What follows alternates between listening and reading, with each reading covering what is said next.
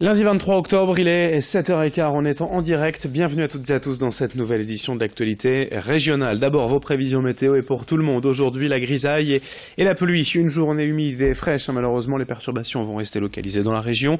Heureusement, le vent quand même a nettement faibli depuis cette nuit. Les températures, elles seront en très nette baisse. 13 degrés seulement aujourd'hui à Lille, 14 à Dunkerque ou à Saint-Omer, 15 degrés à Calais et à Boulogne. Prévision complète, bien sûr, après ce journal. Alors, malgré cette journée plutôt maussade, que faire de son jardin durant l'automne? C'est une question qui anime certainement bon nombre d'entre vous.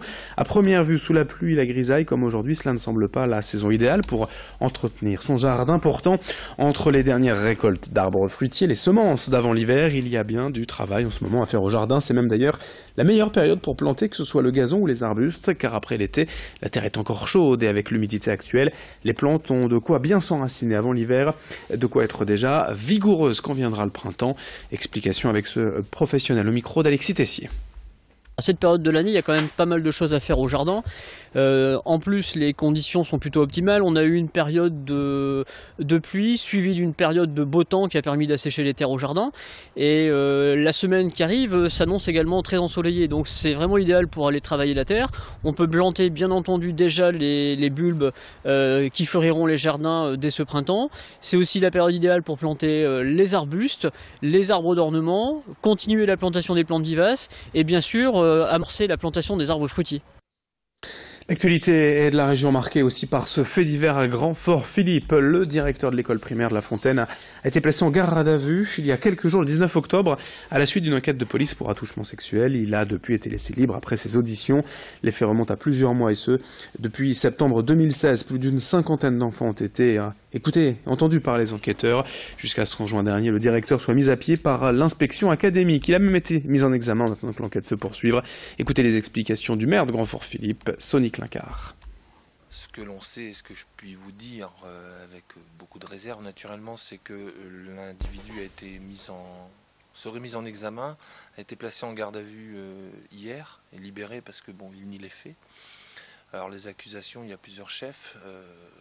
Toujours est-il que ce que je peux vous dire en tant que maire, c'est que ça fait l'effet forcément d'une bombe sur la commune de Grand-Fort-Philippe et c'est toujours des faits qui sont aggravants, préoccupants et difficiles à vivre, voire traumatisants, parce que mes pensées vont tout de suite vers les enfants de cette école, vers aussi la communauté éducative dans son ensemble. Et je voudrais surtout les saluer et puis dire aussi à la population combien aujourd'hui on a une équipe éducative qui est à la fois en souffrance parce que il y a deux sentiments qui prédominent et qui sont un peu légitimes dans ce cas de figure, c'est à la fois la culpabilité et la colère. On a le sentiment qu'on se sent un peu responsable de ne pas avoir vu ce qui aurait pu se produire. Et dans cette édition également tout autre chose, 7h18 en direct pour celles et ceux qui ont peur des araignées, une phobie largement répandue. Pourtant celles que l'on trouve dans la région ne sont absolument pas menaçantes, mais pour beaucoup la peur de ces bestioles à 8 pattes ne s'explique pas, surtout en ce moment durant l'automne, les araignées sont nombreuses à rentrer dans les maisons, se mettre à l'abri. On va donc essayer de vous rassurer avec ce reportage signé Xavier Silly.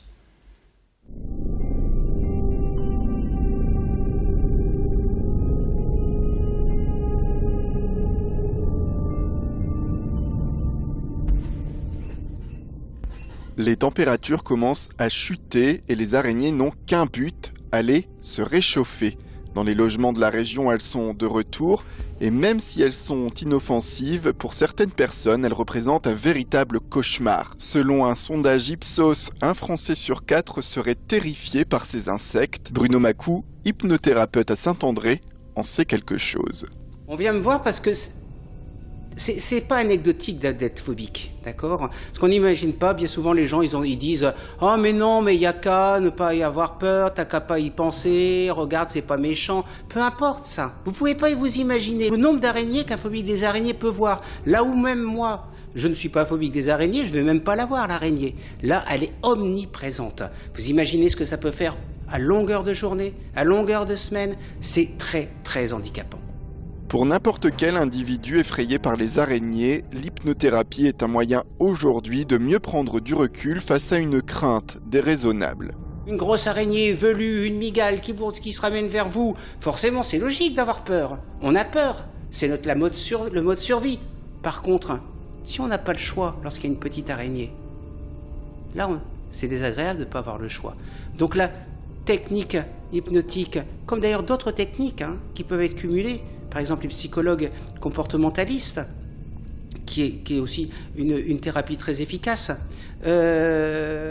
c'est ouvrir les choix à la personne. Demander à son inconscient de lui ouvrir plus de choix et ne pas toujours se mettre en mode survie, c'est-à-dire en mode angoisse.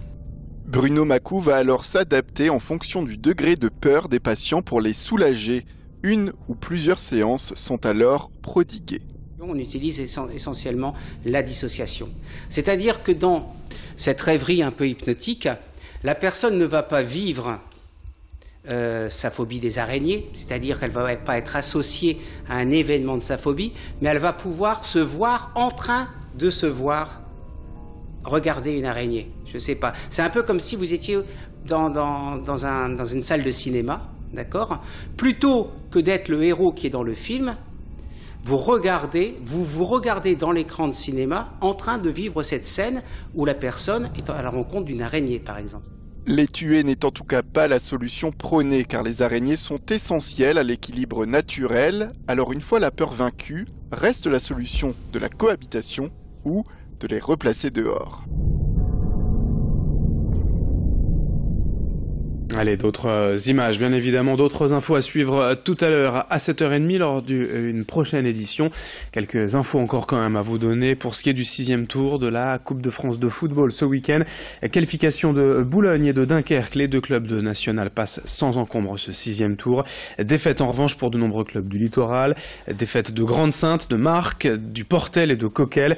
Ça passe dans la métropole lilloise pour l'Olympique Marques, pour l'Île-Fives. Défaite en revanche de Watt-Rollo et le match Saint-André-Itancourt lui a été arrêté pour cause de violence entre un arbitre assistant et les supporters. 7h22 en direct. Dans un instant, vos prévisions météo. Merci de votre fidélité. À suivre l'actualité à 7h30 et la météo.